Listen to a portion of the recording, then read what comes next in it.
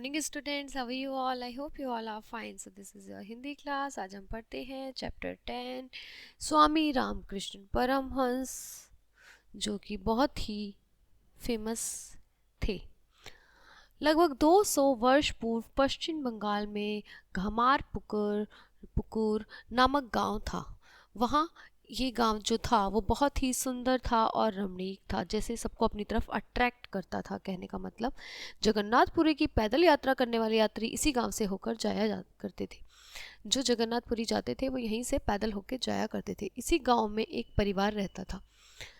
इस परिवार में कुल कितने प्राणी थे बेटा? 4. क्षुदीराम, चंद्रा देवी, राम कुमार और कुमारी कात्यायनी. चंद्रा देवी क्षुदीराम की धर्मपत्नी थी. राम कुमार और कात्यायनी इनके पुत्र और पुत्री थे. क्षुदीराम और चंद्रा देवी बड़े धार्मिक विचारों के थे. एक बार क्षुदीराम ने स्वप्न में भगवान राम को कैसे देखा बेटा? बाल रूप में देखा. उन दिनों क्षुदीराम की धर्मपत्नी चंद्रा देवी गर्भवती थी. समय व्यतीत हुआ और 17 फरवरी सन 1836 ईस्वी को प्रातः काल के समय उन्होंने एक सुंदर बालक को जन्म दिया.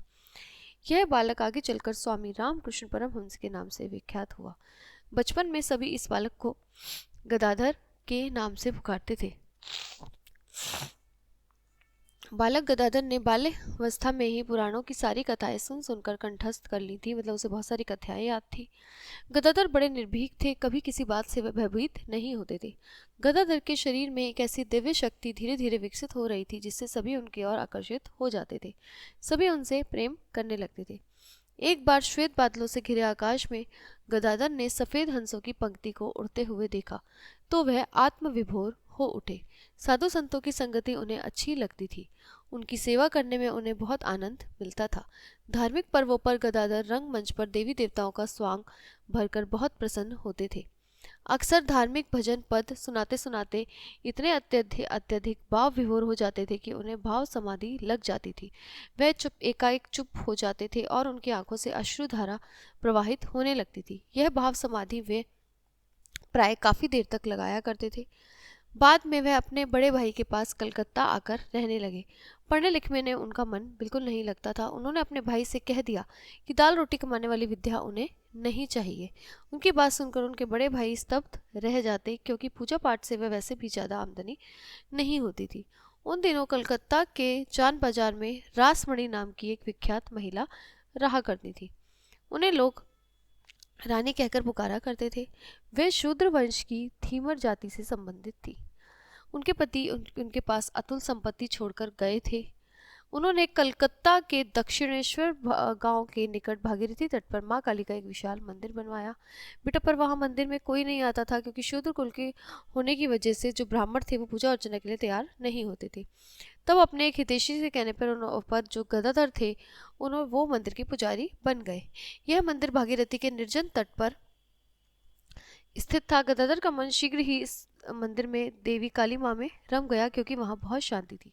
धीरे धीरे गदाधर स्वामी रामकृष्ण परमहंस के नाम से प्रसिद्ध हो गए और दूर दूर से लोग उनके दर्शनों के लिए आने लगे. वो इतने फेमस हो गए. उन्हीं लोगों में एक नरेंद्र नाम का एक युवा भी आया. वह स्वामी रामकृष्ण के व्यक्तित्व से बहुत ही प्रभावित हुआ और उनका शिष्य बन गया. ये नरेंद्र बाद में स्वामी विवेकानंद के नाम से प्रसिद्ध हुआ और इसने स्वामी जी के उपदेशों को पूरी दुनिया में पहुंचाया. स्वामी रामकृष्ण परमहंस कहा करते थे कि मैं जिधर भी दृष्टि डालता हूँ उधर ही हिंदू, मुसलमान, ब्राह्मण, वैष्णव और अन्य सभी जातियाँ धर्म और संप्रदाय के नाम पर लड़ती रहती हैं. वे नहीं जानते थे कि कृष्ण ही शिव हैं, वही आदिशक्ति महा काली है, वही ईसा है, वही अल्लाह है, वही राम है. उसके सहस्त्रों नाम हैं, बहुत से नाम हैं उनके. 15 अगस्त सन 1886 दिन रविवार को स्वामी रामकृष्ण परमहंस ने अपना नश्वर शरीर बेटा त्याग दिया. स्वामी जो थे इस संसार को छोड़कर चले गए, पर उनकी स्मृति में कलकत्ता में श्री रामकृष्ण मिशन और माँ काली का भव्य मंदिर आज भी स्थित है. वे कहा करते थे कि परमात्मा जो है वह तर्क शक्ति से परे है. परमात्मा को कैसे पाया सकता है बेटा? सिर्फ भाव भक्ति से. ऐसे थे हमारे रामकृष्ण परमहंस और उनके शिष्य स्वामी विवेकानंद. तो ये आपका चैप्टर यहीं पे समाप्त होता है. हम आपको नेक्स्ट क्लास में मिलते हैं अगले पार्ट के साथ. तब तक के लिए बाय बाय.